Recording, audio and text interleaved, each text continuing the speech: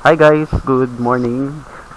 So this will be the continuation of our lesson about cultural variation and social differences. And for today's video, and so we will be focusing on socio-economic class. So the Philippine society can be categorized into various socio-economic classes. Now, during the prehistoric times, our ancestors have developed a society where people were assigned with different social functions. No? So, alam naman natin yun. So, way back, syempre, and noon pa man and up until now, meron naman na talagang socio-economic classes. So, kung may rank na yung mga tao sa society. Now, however, as the society changes, no, differences in one's function in the society became wider and more diverse. So, kumbaga, ay nga, mas nag-develop, no, mas naging diverse, no, yung ating society when it comes to classes na, ayun, socio-economic classes na meron at kinabibilangan ang mga tao sa society, no. Now, yan. So we have here socio-economic classes during the pre-colonial period. No? Now, prior to the coming of the Spaniards, the community is called barangay. No? So alam naman natin yun na way back, no, bago pa lang dumating syempre itong mga Espanyol na to, no. Yan, pre-colonial period tayo, no. Yun nga, no. Ang community ay tinatawag as balangay or ay nga barangay, no. And it is headed by a datu or raha. Diba? Now, our ancestors were divided into three different groups. We have what we call Maharlika, Timawa, and Alipin. Now, the first one we have here, Maharlika. So, these are the leaders and royals at that point in time, no? Again, no, pre-colonial period tayo bago tayo masakop, no? Now, Maharlika, so these are the first social class in the society at that point in time, and it composed of the leaders, no, yung mga datu, and of course their families, di ba, yung pamilya nitong mga leaders nila. Now they are also called the group of the Maginoo, Raha, or Gat, no, etong mga Maharlika na yan. Now, so that is again Maharlika. Next, we have here Timawa, or what we call freemen. Now, by the way guys, no, most of the mga nakasulat dito, no, sa ating presentation ay self-explanatory naman, no? So napakadali lang naman ito, no? Now anyway, so talking about Timawa, so Timawa, it is considered as the second or middle social class, no? So kumbaga sa triangle, no, hatiin nyo sa tatlo yon, no. So, yun sa pinakataas, syempre, yun nga yung mga Maharlika. And then, sa gitna, we have here, Timawa. No? Yan, mga freemen. No? Middle social class. And they compose of all freemen living in the barangay. And these freemen, yun nga, no? They consist of, it consists of workers, no? Warriors, yan, merchants, mga lakal, and others who are not under debt bondage. No? Ibig sabihin, mga tao na nagtatrabaho, di ba? Nagse-serve sa mga Maharlika, no? Yan, mga lakal, no, na hindi nabubuhay dahil sa utang or hindi nila ginagawa yun dahil sa may utang sila, no? So kumbaga mga normal na tao, no? Now, Timawa have their own property, no? Like their own, for example, yun nga, houses and a piece of land to cultivate, no. So ibig sabihin nga again, no, middle class sila, no. Hindi ganoon kahirap, kumbaga, no? Hindi may hirap, no. Now, yan, and last, no, doon sa triangle na sinasabi ko. So again, no, sa taas ng triangle, so syempre mas nagiging narrow yun, no. Kung ayun nga sa triangle, pag drawing nyo, mas yung pinakataas, no, yun yung mga Maharlika, syempre kukonti lang sila, kaya nga napaka-narrow, kumbaga, no, yung dulo ng triangle, no. So kasi kukonti lang yun, yung mga nasa high class na yun, no. And then sa middle class we have Timawa, no. And then we have yun sa baba, we have Alipin, no, o yung mga slaves nga. So these are the third class, no. alipin serve another person or family as payment for debt, no? So imagine, no, magiging alipin ka syempre ng ibang tao, ng ibang pamilya, no?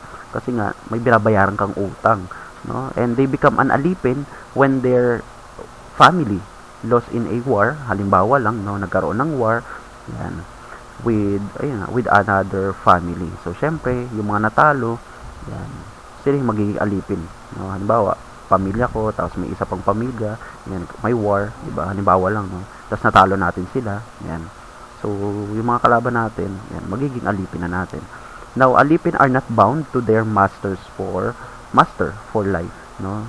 So, hindi naman habang buhay, no? May ilang mga alipin na hindi naman habang buhay, alipin sila. Kasi nga, yung iba, nagbabayad lang naman ng utang, no? And yun nga, talking about that, no, they can go back to their previous status as soon as they pay off their debt, no? Or if they marry a maharlika, no, although bibihira lang, no, makapangasawa ng maharlika, syempre yung mayaman, di ba, ang pinuno, no, mga leaders, no, they will then pay, no, for their debt, no. Now, alipin has two kinds, social, di ba? Mga alipin, yan. No, we have what we call aliping sa gigilid and aliping namamahay. So, ano bang difference itong dalawa, no?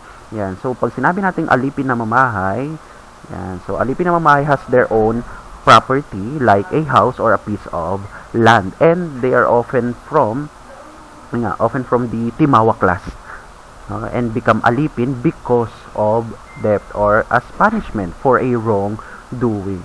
No, halimbawa may nagawa kang, ayun, bukod sa nagbabayad ka ng utang or may utang ka o di naman kaya nakagawa ka syempre ng violation, no, sa society at that point in time. So ayun nga, magiging alipin ka, no. Now they can go back to being a part of the Timawa class once they pay off their debt, no. Kapag nabayaran na nila syempre, no, yung utang nila or ayun na tapos na nila kumbaga yung punishment or consequence ng ginawa nilang mali, no? So babalik na sila into ayun nga, Timawa class, no. Now, pag sinabi naman nating aliping sa gigilid, so aliping sa gigilid does not have the right to own any property, no. Ito yung pinakamalala kumbaga dito sa dalawa, no, sa aliping namamahay at aliping sa gigilid. So kawawa yung mga aliping sa gigilid, yan. They are often came from a family of alipin, no? Imagine, parehong alipin, naging mag-asawa, yan, nanganak, nagkaanak, syempre. Yan, and then automatic na, no, alipin na rin yun. Or are captives in war. Yun, no. Ito yung pinakamalala rin, no. Syempre yung mga natalo syempre sa war, yan, sila talaga yung mga magiging alipin. Now, they can also be sold or exchange for goods or another alipin. Halimbawa, ayun, no? Halimbawa, ako maharlika ako and then meron akong alipin. Etong alipin ko na to, gusto ko ipagpalit ng ginto, no, sa iba pang pamilya, sa ibang lugar. Yan. So, pwede kong gawin yon. O di naman kaya, etong alipin ko na to, hindi ko gusto yung ugali. Yan. Halimbawa lang, no? Pwede bang magpalit tayo ng alipin? Yan. Pwede silang, ayun nga, ipagpalit, no, with other alipin o di naman kaya ayun nga pagpalit for goods, no. Yan. Now again, no, so yung kanina diniscuss natin is yung socio-economic class way back nung pre-colonial period, no. Yan, pre-colonial time. So ibig sabihin hindi pa tayo nasasakop. Now ito naman yung social classes during Spanish colonial period. Now upon the coming of the Spaniards, no? So dumating na yung mga Espanyol na yan. So they changed the society and create a new set of socio-economic class. And during this period, the people were divided based on their ancestry. No? Yan, depende sa kanilang ancestor. Yan, we have what we call peninsulares, insulares, mestizo, and Indio. No? Again, no, lahat na nandito sa PowerPoint ay self-explanatory naman. So, yan, nagdadagdag na lang ako ng kaunti, no.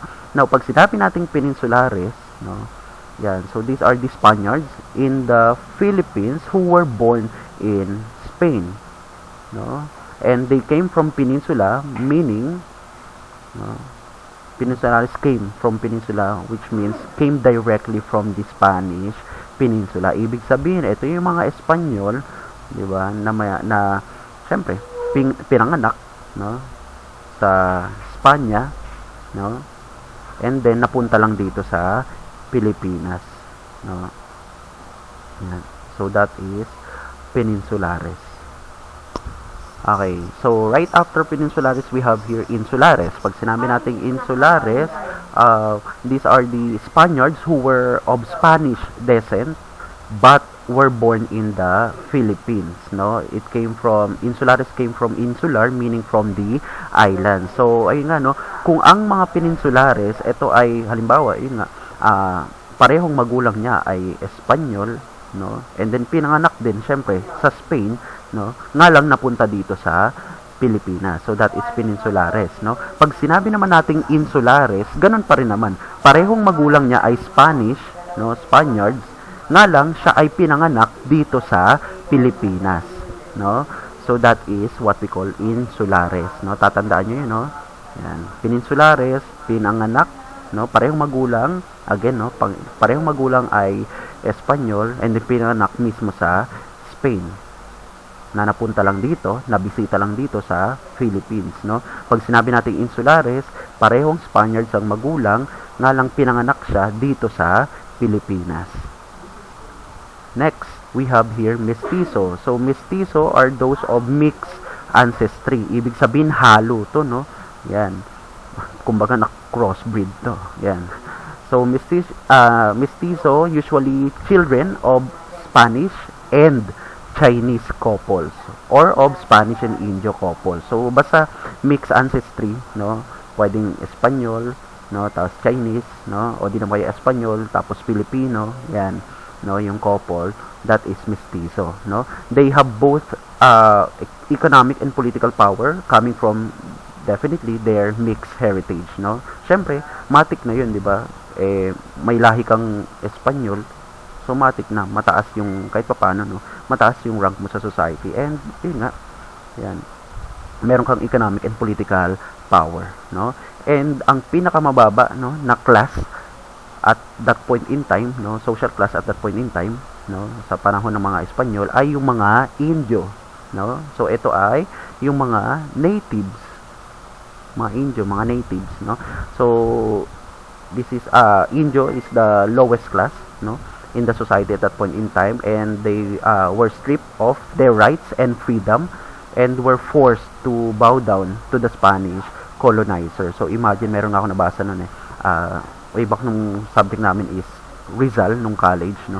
Isa sa nabasa ko na ang mga Indio daw, no, kapag may mga Espanyol na dadaan daw sa paligid nila, yan, sa gitna nila, lahat sila ay kailangan tumigil, no, sa ginagawa. Tapos kailangan ayun nga bow down, no, para dun sa mga Espanyol na yan, no, magbigay galang, no. And ayun nga, since kasi ang mga Indio at that point in time ay considered as lowest class, no, so yun, kung ano lang yung pwede nilang gawin, di ba, yan, limited lang, no, yan. So syempre yung mga rights and freedom na nagagawa nila noon, way back nung hindi pa na tayo nasasakop, yan, hindi na nila na-enjoy, no. Yan. So, ang tingin sa atin sa mga Indio, no, mga Pilipino, at that point in time ay, yun nga, mababang class, no. Now, this kind of system lasted for hundreds of years. So, alam naman natin kung gaano katagal, di ba, na nagstay dito etong mga Espanyol na to, di ba? Now, until such time when some Insulares and Mestizo were able to gain some form of power, no? And in the 19th century, the so-called middle class emerged. And dito na nabuo yung tinatawag nating Principalia and Ilustrado, no? Yan. Now, pag sinabi nating Principalia, so Principalia consists of native leaders in the government and their families, no? So, noon pa man, no, mga ayun, mga leaders na, kumbaga, no, may rank, may position na sa government yung kanilang family, no? And Principalia are often educated and served as a gobernador silyo, or ayun, translate it to modern times, no, modern language, ito yung mga mayor, no, mga gobernador silyo, or di naman kaya Ayan, kabesa de barangay or mga leader, no? Barangay captain, no? So usually yan yung mga prinsipalya, no? And then pag sinabi naman natin ilustrados, so these are the children of the principalya who usually studied in Europe, no? And most of the popular artists and scholars at that time itong mga ilustrado, and kasama dito syempre si Jose Rizal. And kung mapapansin nyo, no, kung isipin nyo mabuti, di ba? Ibig sabihin si Rizal ay mayaman, no? Mayaman ang kanilang pamilya, no?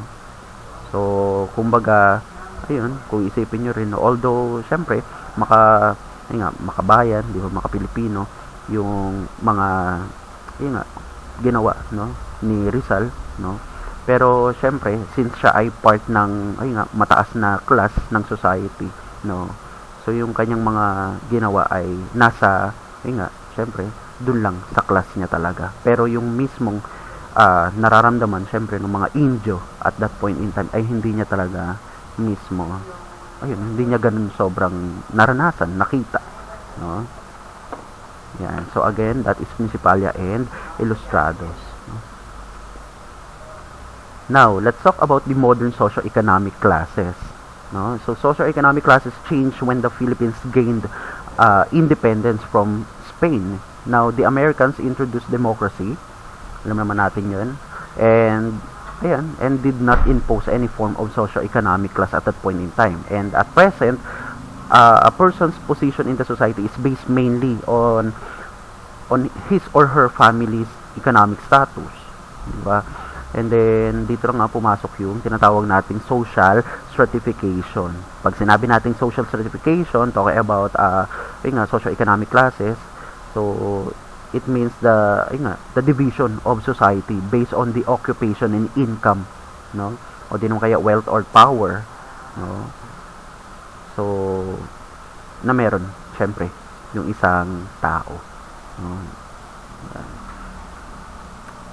So we have here, ayan, so NSCB, so or the National Statistical Coordination Board, so they divided, no, the population into high income. Again, no, we are talking about the modern economic or socio-economic class, no? So we have high income, middle income, and low income classes, no? So kumbaga sa triangle, yan, buo tayo ng triangle. So syempre yung pinaka-tip, no, that is high income class, and then middle income class, and then yung pinakamababa syempre that is low income class, no? Ano bang difference nitong mga to, no? So pag sinabi nating high income class, so high income class, so these are the people earning an average of 200,000 per month, no? Or approximately 2.4 million per year, no? Imagine kung gaano kalaki yung kinikita, no? Average lang yan, no? So ibig sabihin may mas mataas pa diyan, and those are also considered as high income class, no?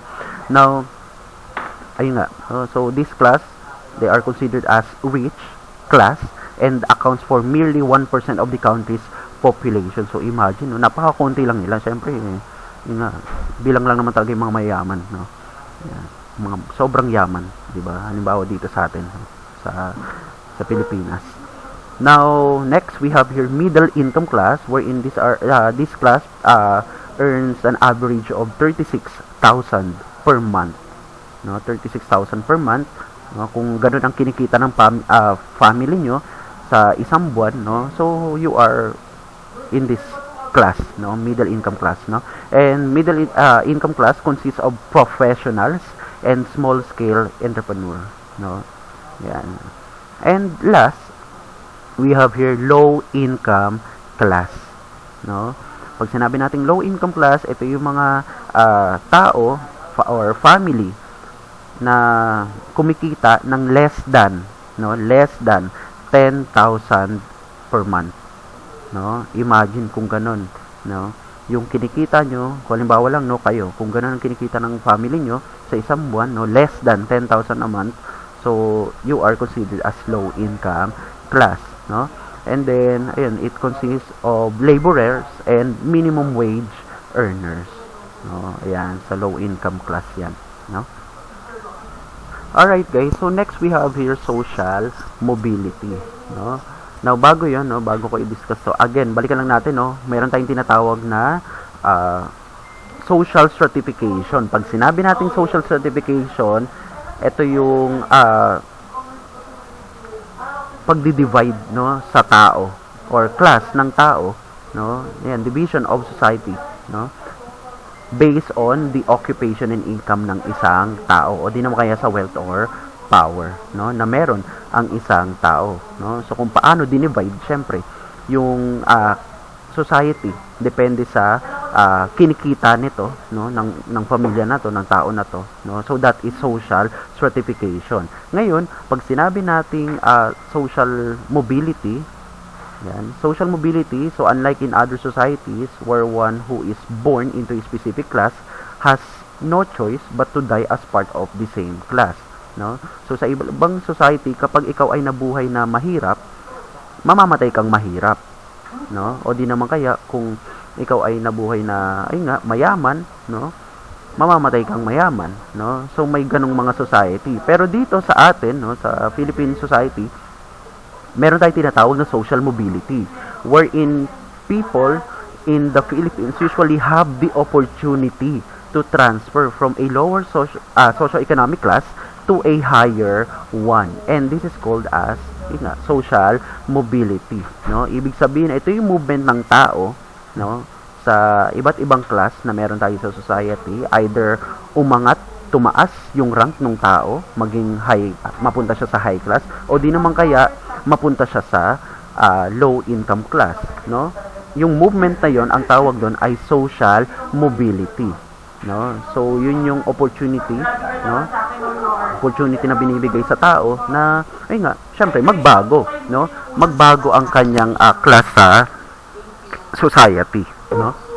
Now, the movement of people or families within or between different levels in the society, yun nga yun, no? Social mobility. So, pwede kang from low income class, mapupunta ka ng middle income class, and then kung mas, di ba, magsikap ka pa, di ba, pwede ka pang maging, mapunta sa high income class, no? And then, sabi dito, the opportunity to transfer from a lower socio-economic class to a higher one, ayun nga, and then it's possible through education. Ayan. So paano nga ba mag-move? Magkakaroon, 'di ba? Ayan. Ng social mobility, no? Para magbabago yung rank mo sa society. Syempre, ayun nga, no, kailangan 'yan mag-aral, 'di ba? Kaya nga kayo nag-aaral syempre para 'di ba nga, alam naman natin 'to na ayun, education is the key to success, 'di ba? Sabi nga. 'Yan. So para maging successful tayo, 'di ba?